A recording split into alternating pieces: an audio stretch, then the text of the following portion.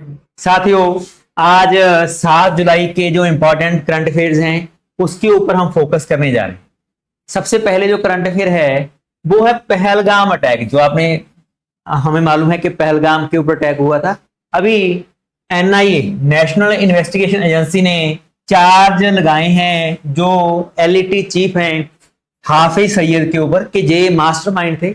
और एनआई ने बोला कि उनके पास प्रॉपर सबूत हैं कि वो जानते हैं कि जो सारा खेल बनाया गया था, पहलगाम अटैक हुआ, वो किसने करवाया है? हाफिज सईद ने करवाया है। तो इसलिए उसके ऊपर चार्जेस लगाए गए। अगर हम हाफिज सईद की बात करें तो वो चीफ और फाउंडर है पाकिस्तान की एक टेररिस्ट ऑर्गेनाइजेशन जिसका नाम है लश्कर ए तैयबा। लश्कर ए तैयबा का हम जानते हैं जी, वही लश्कर ए तैयबा है जो 2008 की मुंबई अटैक, 2001 के पार्लियामेंट्री अटैक, 2002 के अक्षरधाम टेम्पल के ऊपर अटैक और 2006 के मुंबई ट्रेन बॉम्बिंग के ऊपर इसी का क्या था? हाथ था। हम जानते हैं कि 12 सितंबर 2025 को पाकिस्तान टेररिस्ट ने अपने सिक्योरिटी फोर्सेस के ऊपर हमला किया और बहुत सारे लोगों को क्या कर दिया? मार दिया। तो यही पहली न्यूज थी कि जो चीफ हैं एलईडी के, उनके ऊपर रिपोर्ट लगाया गया है। सेकंड क्या है? दूसरी न्यूज कि इंडिया ने non permanent United Nations security council की सीट के लिए अपनी बिड रखी है। आपको मालूम है कि एस जयशंकर साहब गए हुए हैं कहाँ पे? यूनाइटेड नेशन में।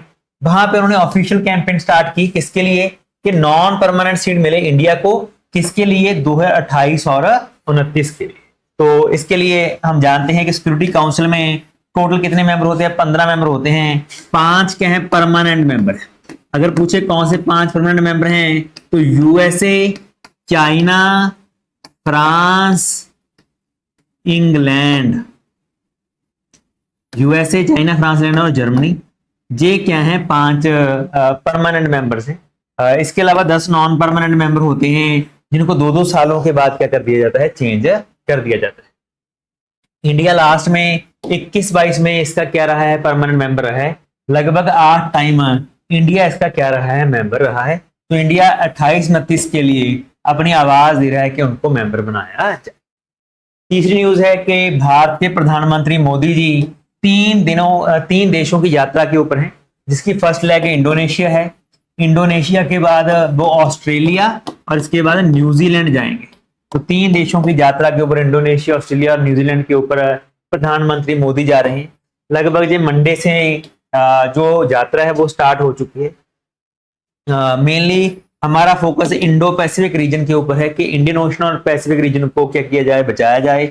और साथ साथ में ऑस्ट्रेलिया और न्यूजीलैंड के साथ अभी हम फ्री ट्रेड एग्रीमेंट हमारे चल रहे हैं, तो हम चाहते हैं कि ज्यादा ट्रेड और ज्यादा डिफेंस हम उनके साथ कर सके।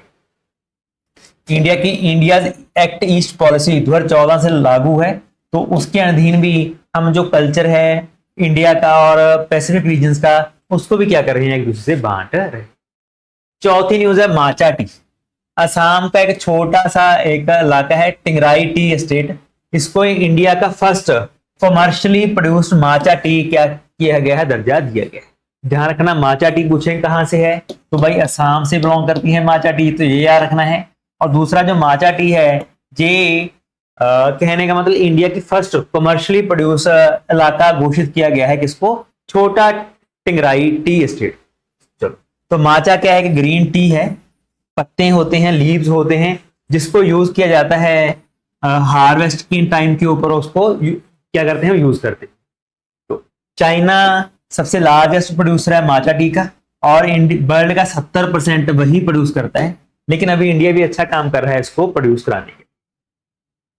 तो ये न्यूज में था, काफी प्रोडक्शन प्रोसेस इसका बताया गया है। आगे चलते हैं, चौथी न्यूज है एशियाटिक अलायंस की ऊपर। साथियों, रिसेंट में आपको मालूम है गुजरात में एशियाटिक अलायंस पाए जाते हैं।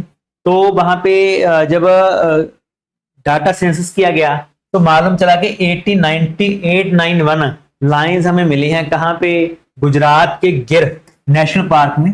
सबसे इंडिया के जो एशियाटिक लाइंस हैं, अगर पूछा जाए कहाँ मिलते हैं तो वो गिर में ही मिलते हैं।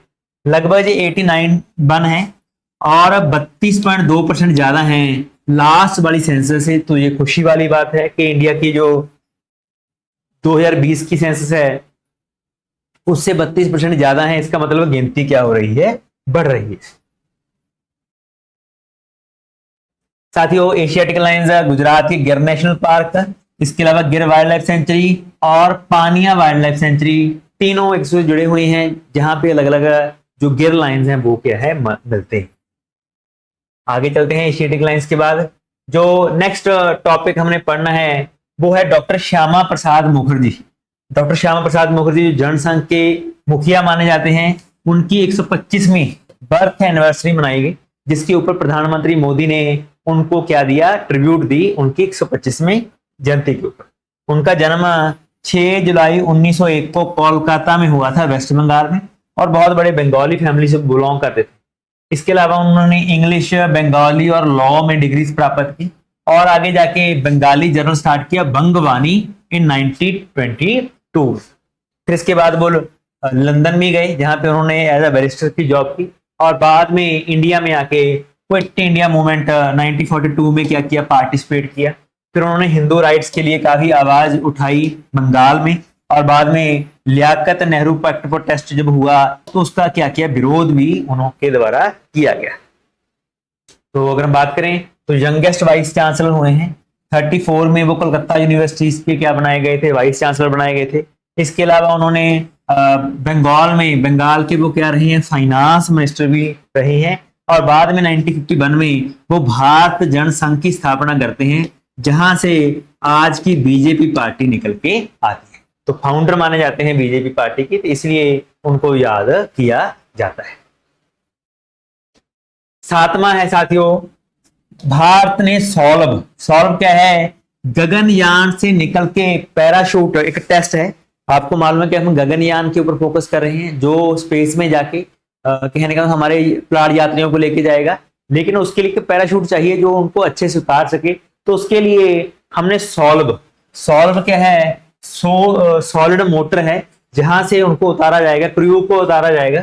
तो उसका सफल परीक्षण कर लिया है, तो ये काफी इंपॉर्टेंट है। सॉल्व की full form sub orbital launch vehicle for experiments है, जो इसरो के द्वारा बनाया गया है और गगनयान मिशन के ऊपर ये फोकस कर रहा है। साथियों, suborbital test platform crew module है 10 से लेकर 17 kilometre before separation of recovery test, parachute validation में इसमें इसके साथ है। तो काफी अच्छी बात है कि इंडिया ने ऐसा जो मॉड्यूल है वो बना लिया है। लास्ट में न्यूज है रेडियो टेलीमेट्री। रेडियो टेलीमेट्री क्या है कि डाटा देगा जो बताएगा कि जितनी भी वल्चर्स हैं अगर वो मर रही हैं, क्योंकि जैसे जैसे हम ट्रांसमिशन लाइन बिछा रहे हैं ना मुद्दूमलाई टाइगर रिजर्व में, तो उनसे कोलाइड होकर काफी जो वल्चर्स हैं उनकी मौत हो रही है, ऐसी न्यूज आई थी। तो उसको रोकने के लिए हमने रेडियो टेलीमेट्री डाटा निकाला है, ताकि हमको मालूम हो सके भी कितने जो वल्चर्स हैं उनकी मौत हो रही है और उनको बचाया जा सके। तो ये भी एक इंपॉर्टेंट न्यूज थी। साथियों, चलते हैं इस लास्ट में आज की न्यूज के ऊपर। INA ने चार्जशीट लगाई है हाफिज सईद के ऊपर कि वही पहलगाम अटैक के लिए क्या है, जिम्मेवार है। दूसरा, इंडिया ने लॉन्च की बिड किसके लिए, non permanent as a member United Nation Security Council का। प्रधानमंत्री मोदी 3 दिनों की यात्रा के ऊपर है, इंडोनेशिया, ऑस्ट्रेलिया और न्यूजीलैंड। चौथी, असम का छोटा टिंगराई स्टेट जिसको फर्स्ट कमर्शियल माचा ट्री का क्या है कैपिटल बनाया गया। गुजरात और 25 में सेंसस की किसकी, एशियाटिक लाइंस की, और बताया कि 32% एशियाटिक लाइंस के हैं, ज्यादा हैं। हमारे जननायक SP मुखर्जी की हमने 125th क्या मना के हटी, बर्थ एनिवर्सरी मनाई। इसरो ने सौलभ सिस्टम को क्या है टेस्ट किया, जो हेल्प करेगा गगनयान पैराशूट सिस्टम। और लास्ट में रेडियो ट्रैक्ड हमने वल्चर सिस्टम को रोकने के लिए, ताकि वल्चर्स को बचाया जा सके, उसलिए रेडियो टेलीमेट्री क्या है सिस्टम अप्लाई किया। ये थी आज की न्यूज। कल को मिलते हैं नई न्यूज के लिए। आज के लिए इतना ही। बहुत बहुत धन्यवाद।